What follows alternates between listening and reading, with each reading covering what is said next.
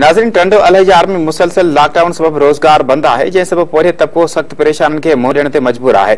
समाजी तंजीम शाह इनायत फाउंडेशन पारा 15,000 माण्हुनि में राशन फराहम कयो वियो है। पेश है गुलाम रसूल दरस जी ये रिपोर्ट। टंडो अलहजार में मुसलसल लॉकडाउन सबब समूरा रोजगार बंद होने करे कारोबारी तोड़े पोरे तबको शदीद परेशानी के मुंह ॾियण मजबूर है। आवाम जी तकलीफ़ुनि खे मद्दे रखंदे मीर शाह इनायत रिज़वी फाउंडेशन पारां ज़िले टंडो अलहजार में 15,000 माण्हुनि खे राशन फराहम करण जो पिणु ऐलान कयो वियो।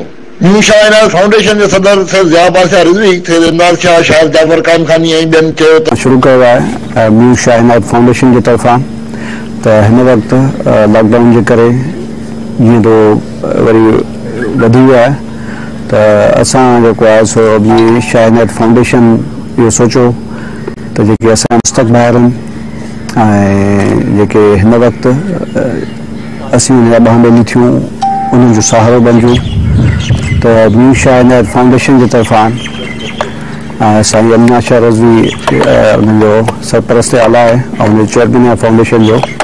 असां इहो फ़ैसिलो कयो त पंहिंजो अॼु खां इहो सिलसिलो शुरू करूं त उन में तक़रीबन असीं टंडो अलहजार जी 15,000 फैमिलीज़ के जेको आहे सो राशन जी बिस्मिल्लाहिर्रहमानिर्रहीम। अॼु जेके हितां बैग ॾिसो पिया इहा मीर इनायत रिज़वी फाउंडेशन की तरफ़ां असांजे MP साईं ज़िया बादशाह ऐं सरपरस्त साला सैयद अली नवाज़ शाह रिज़वी तरफ़ां अॼु ही डिस्ट्रीब्यूशन यूसेज में कया वञनि पिया। अॼु खां ही तक़रीबन 3 खां 4,000 खाननि लाइ ही राशन आहे जेको पुॼाए वञे पियो।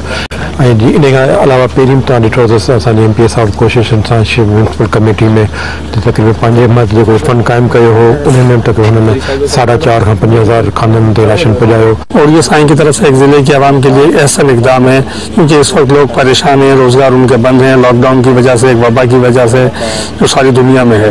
इससे पहले भी साईं ज़िया बादशाह रिज़वी ने म्यूनसिपल कमेटी शहर के लिए एक फ़ंड भी कायम किया था, जिसके तहत हमने तकरीबन 5,000 लोगों को साईं के फंड से हमने राशन फराहम किया था।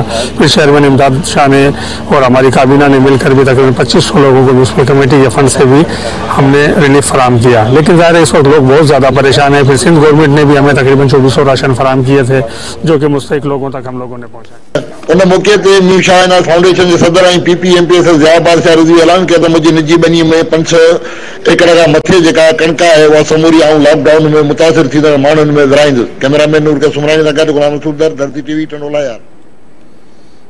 नाज़रीन, ओबाबरो वेझो ॻोठ नसीर धोंधो में मुखवी नौजवान नज़ीर अहमद धोंधो जी बाज़ियाबी जे लाइ वारसनि एहतिजाजी मुज़ाहिरो करे तेज़ उस में धरणो कयो। उन हवाले सां वारसनि सां जा कहिड़ा वीचार आहिनि ॾिसूं था।